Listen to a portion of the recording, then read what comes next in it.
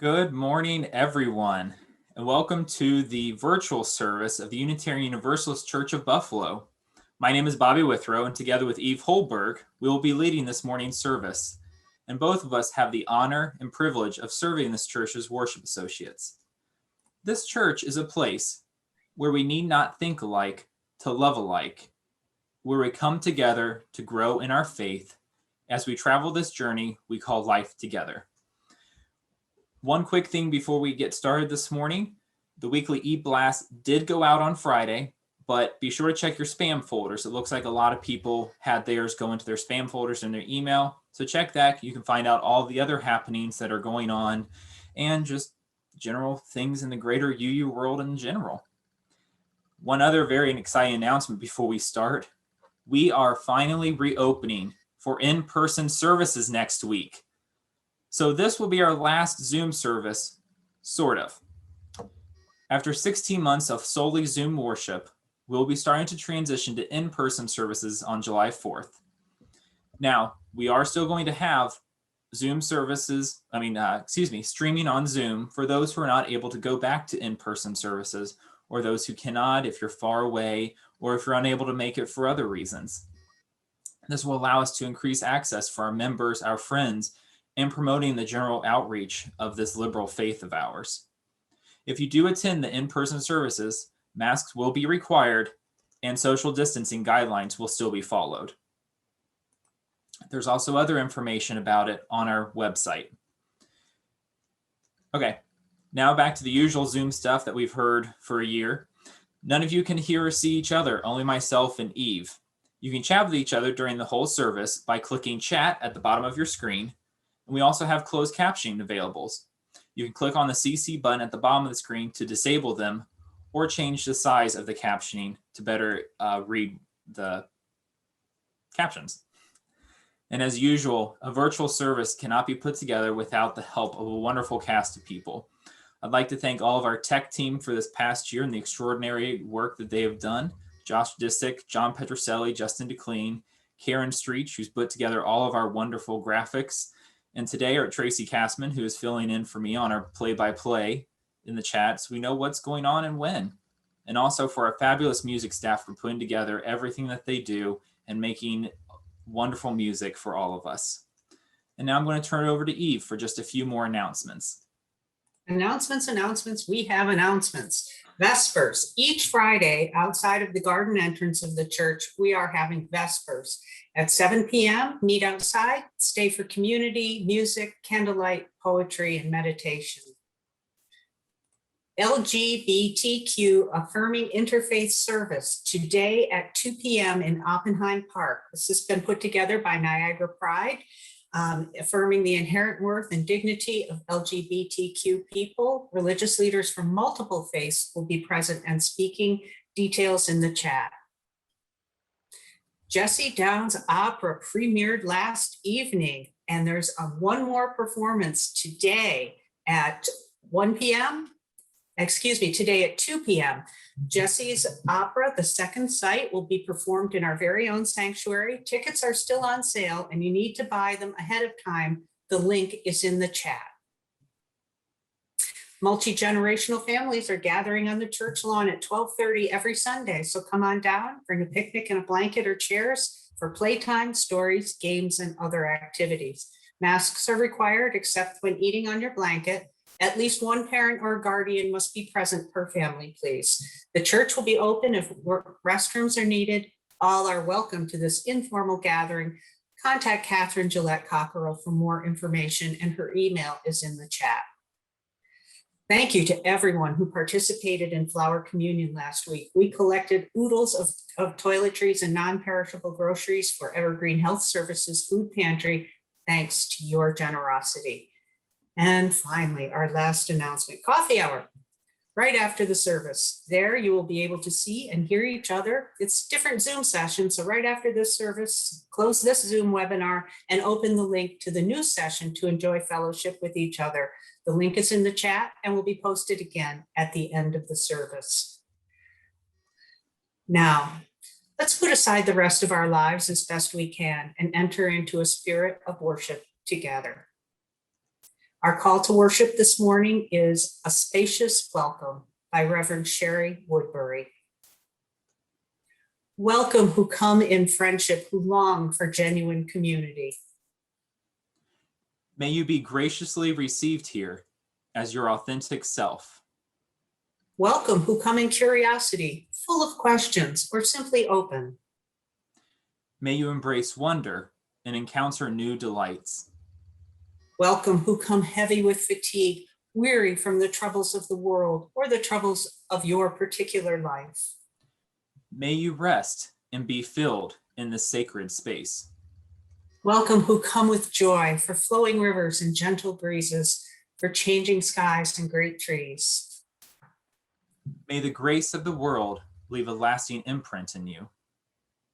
Welcome who come with thanks for the altruism of the earth and the gift of human care. May your grateful heart overflow and bless those around you. Come, let us celebrate together this wondrous life. Each week, Unitarian Universalists around the world gather and light a chalice, the symbol of our free faith. Join with me in speaking the words on your screen as I light this chalice, or in my case, a candle. We gather in loving community, inspiring one another to transform ourselves to create a more just and compassionate world. Today's first reading is on my screen, is from the Reverend Lois Van Leer, and it's called For Pride. They will march, walk, wheel, dance, shimmy, and shake, block upon block of undulating color, flesh, banner, signs, clothing, or lack thereof. Hands raised, hands linked apart together, singing, shouting, chanting, silent, joyous, tearful, nervous, afraid, proud, defiant, angry, happy, delirious, tentative, ecstatic, courageous, brave, free. The stereotype, the unrecognizable, the flamboyant, the ordinary, the parent, the child, the runaway, the lost, the lonely, the found. Gay, lesbian, bisexual, trans, queer, intersex, questioning, allies, those who taunt and jeer, their banners of hate, 10 feet tall, God made Adam and Eve, not Adam and Steve, burn in hell. The other slogans, straight but not narrow, I love my gay child, answering the call of love. One day a year, 1 out of 365, Mardi Gras out of season, festive, bacchanalian, tame, booths, food, shopping. Underneath there is a history, resistance. It was the marginalized of the marginalized, drag queens, transvestites, the butch and the femme, who unlike Rosa Parks did not sit down, but in their tired rage stood up, rose up, fought back, holding the police captive in the bars they had come to raid, their weapons, their oppression, their hands, beer bottles, Stonewall. 6 days of riot in New York, June 1969. A year later, a march in Philadelphia, New York, Chicago, LA, San Fran, and now any weekend in June, anywhere around the world, Pride. Why do we march? For those who are not able, for those who have been murdered, for those who are ravaged by disease, for those who are still beaten, still taunted, still harassed, still victims, still targets. Why do we march? Because some truths ain't self-evident, because all men ain't protected equal, and we love a good party. They will march, walk, wheel, dance, shimmy, and shake, block upon block of undulating color, flesh, banners, signs, clothing, or lack thereof, hands raised, hands linked apart together, singing, shouting, chanting, silent, joyous, tearful, nervous, afraid, proud, defiant, angry, happy, delirious, tentative, ecstatic, courageous, brave, free. Now let's put our voices together and sing hymn number 18, What Wondrous Love.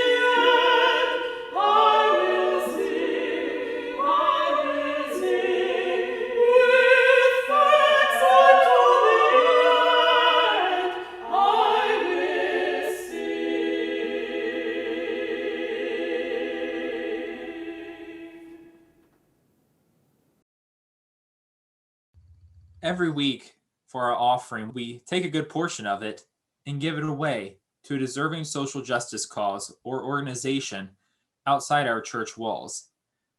This month, we are supporting and highlighting the good work of the Pride Center of Western New York. The mission of the Pride Center is to work with the community to make Western New York a safe, healthy, and satisfying place for LGBTQ people to live, work, and establish their families. Places and services like those the Pride Center can offer can help save lives, especially those of our transgender and gender nonconforming youth. You can use PayPal by going to our website, www.buffalouu.org, and clicking on the blue donate button. Or you can send a check by mail to the Unitary Universalist Church of Buffalo, 695 Elmwood Avenue, Buffalo, New York, 14222. You can also arrange a regular automatic deposit with your bank. If yours is a gift to our Share the Plate ministry, please write share on the memo line, and it will be shared between the Pride Center of Western New York and the church operating budget. If yours is a welcome gift to our congregation, please write Pledge 2021 on the memo line. Either way, please write UUCB on the important line and we will do the bookkeeping. Your generosity can literally save lives.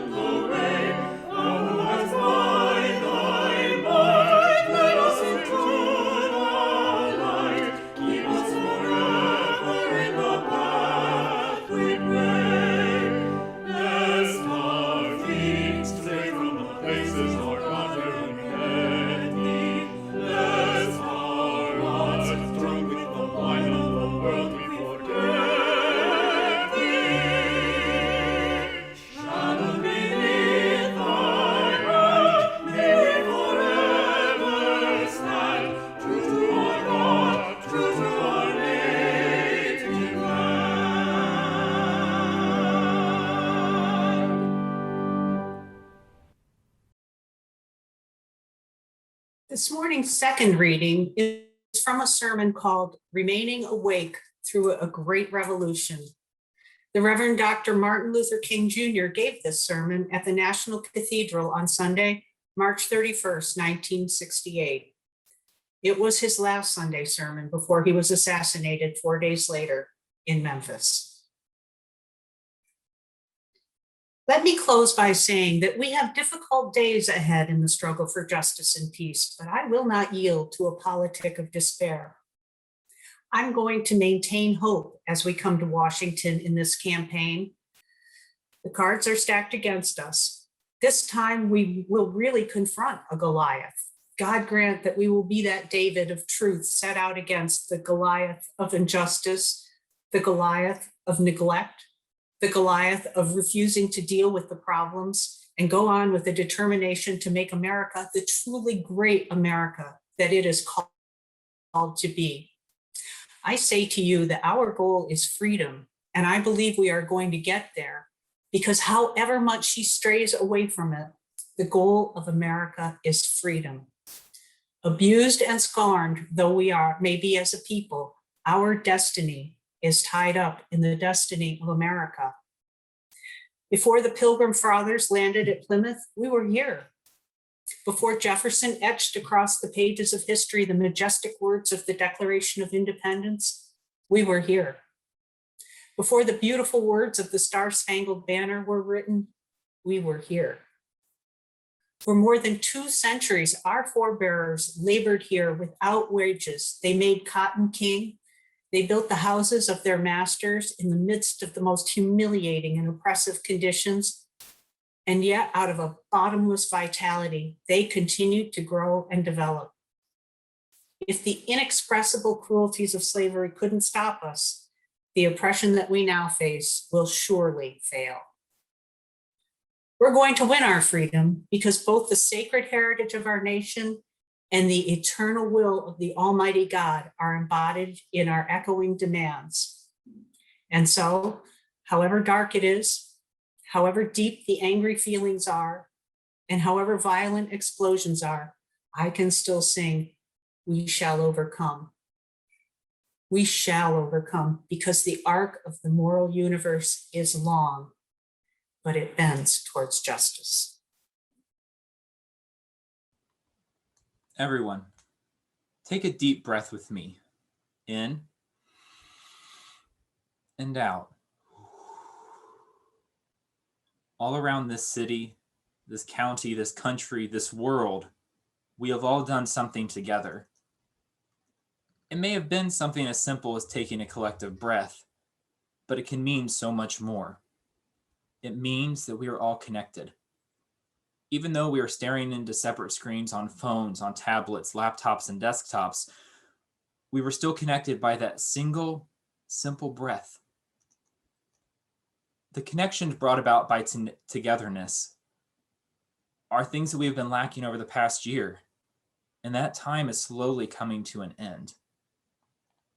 As we begin to come back together, we collectively bring our good tidings and our worries, our joys and concerns, our happiness and our fears, so that others may celebrate with us, mourn with us, empathize and sympathize with us, and help us.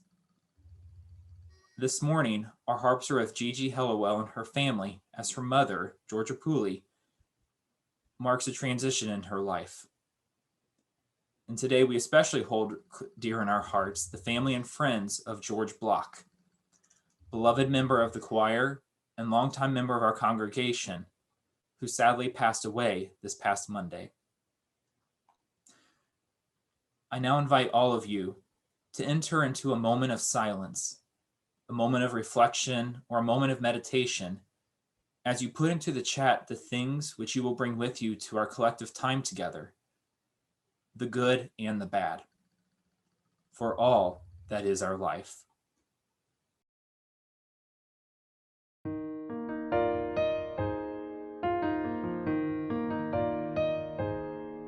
For all that is our life, we sing our thanks and praise. For all life is a gift, which we are called to use to build the common good and make our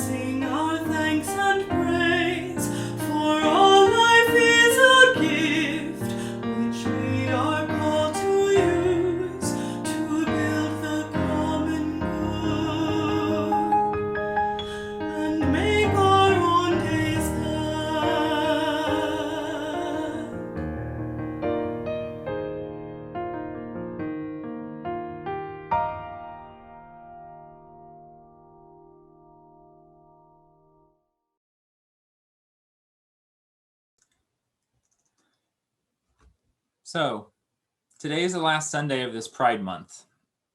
I can't believe it's nearly the end of the month already, but here it is. 6 years ago today, I had the pleasure of organizing the Pride service at my last church in Cleveland, West Shore Unitary Universalist Church. It was a great service, if I do say so myself, which I do. I'll always remember that Sunday for two reasons.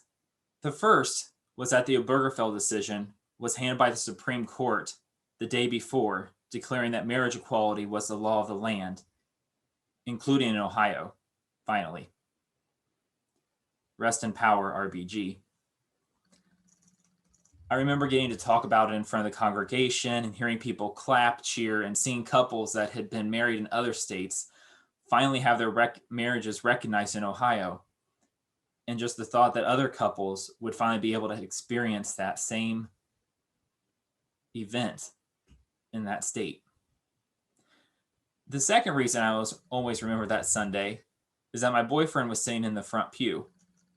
No one batted an eye when I pointed him out. The only thing people did was give him a warm welcome at coffee hour.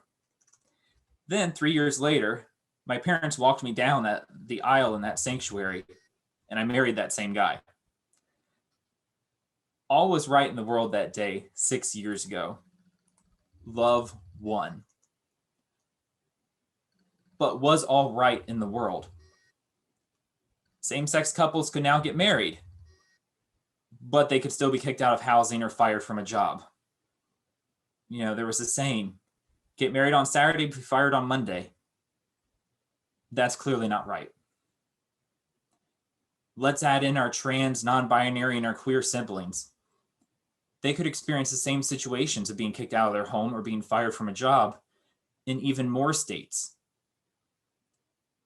And then, when you apply a lens of intersectionality, things look even worse, especially when you look at all of the murders of trans women of color over the years.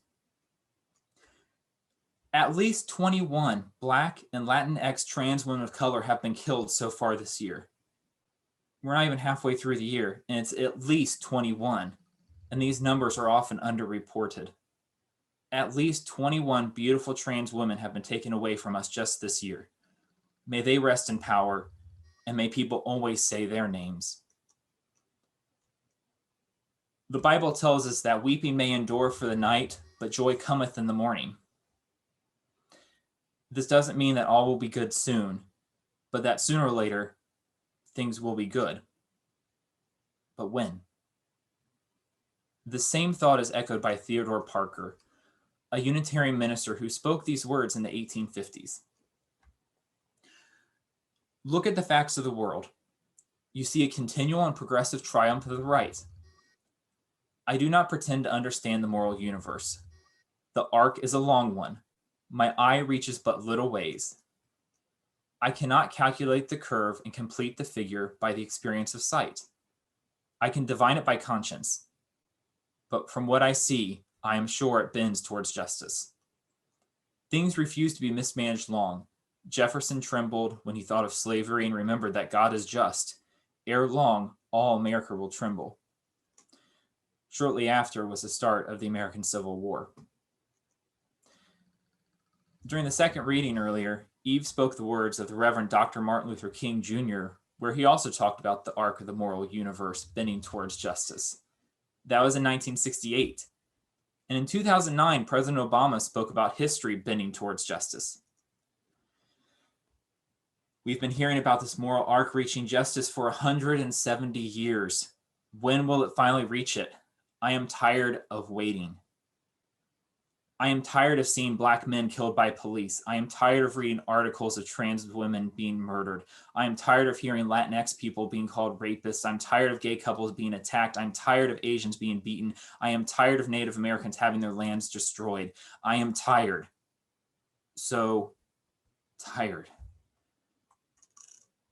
The arc of the moral universe is long, but it bends towards justice.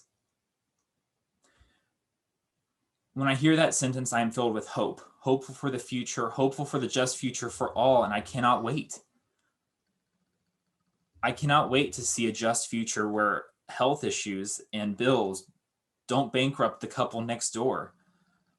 I cannot wait to see a future where diversion programs are more common than court cases.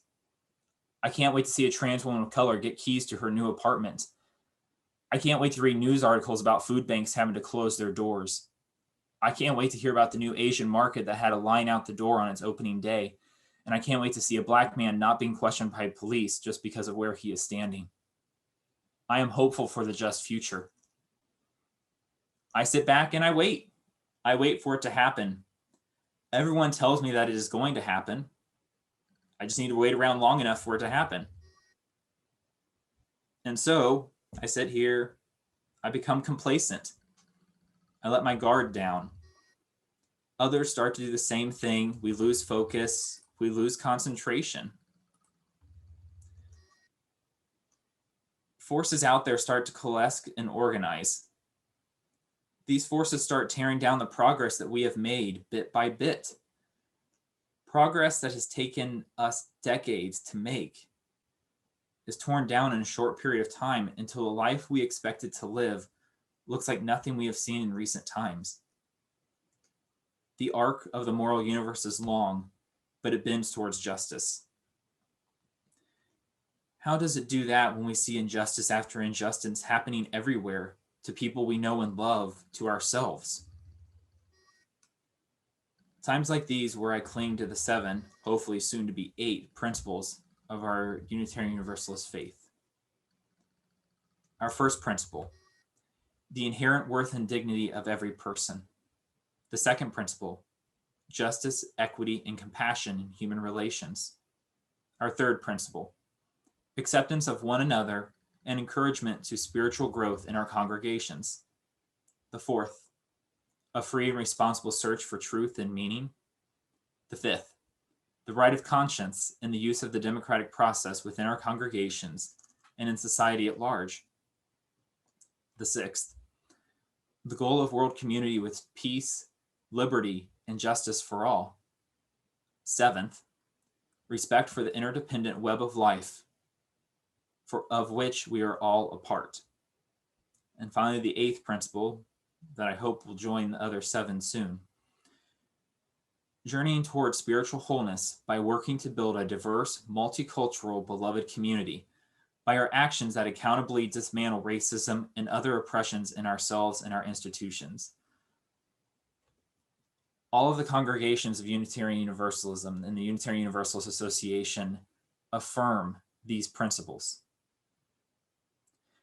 This is the closest in Unitarian Universalism that we come to having a creed, a set of beliefs that we all share. We are a non-creedal faith, where many congregations, many people will say, deeds, not creeds. We say that deeds are more important than creeds. So what is our great deed? We need only look to our chalice lighting for that. We gather in loving community, inspiring one another to transform ourselves to create a more just and compassionate world. To create a more just and compassionate world, we don't just sit around and wait for a just and compassionate world to arrive. We create it. We actively pursue it. At the end of a Catholic Mass, the priest or deacon will say, "Go in peace, glorifying the Lord by your life." Not go out there and just sit back and wait for things to happen. Pope Francis chose his name based upon the life of humility led by St. Francis of Assisi. He is thought to have said, "Preach the gospel at all times. When necessary, use words."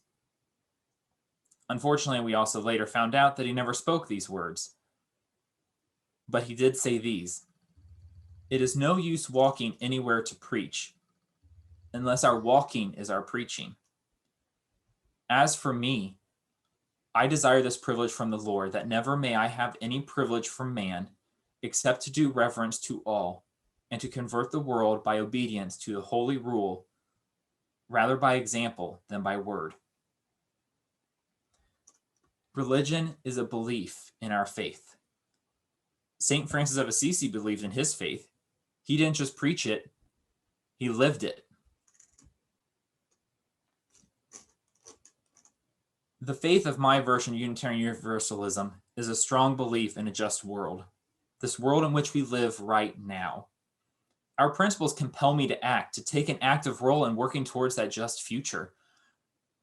Religion is not just about sitting around and not doing anything. Religion is going out into the community, into the greater world, and doing something that follows our principles, that brings about that just and compassionate world that we talk about in our chalice lighting. It is not just sitting back and waiting for it to happen. We have to go out there and do it. It's about giving the Muslim family down the street a container of dates during Ramadan so they can break their fast. It's correcting a coworker using the wrong pronouns or dead naming another coworker. It's helping to end the practice of mandatory minimums in jail sentencing. It's helping end the racist names of sports teams. It's showing that critical race theory should be taught in schools. The moral arc of the moral universe is long, but it bends towards justice. How does it bend? It bends because of me. It bends because of you. It bends because of all of us. All of us united in a common goal of a just future in accordance with our principles. One where we bring about that just world. Now take another deep breath with me.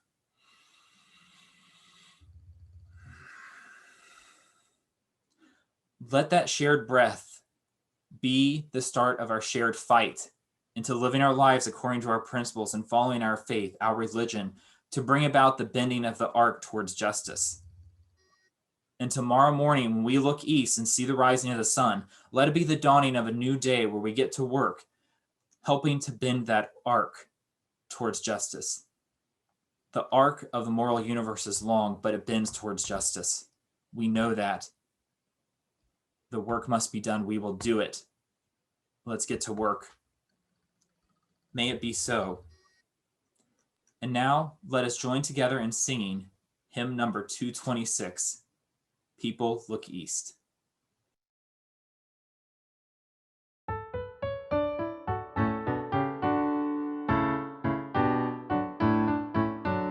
People look east, the time is near of the crowning of the year. Make your house fair as you are able. Trim the hearth and set the table. People look east and sing today. Love the guest is on the way. The rose be glad, the earth is bare. One more seed is planted there. Give up your strength, the seed to nourish, that in course the flower may flourish. People look east and sing today. Love the rose, he's on the way. Let's keep the watch when night is dim. One more light the bowl shall brim, shining beyond the frosty weather, bright as sun and moon together. People look east and sing today. Love the star is on the way.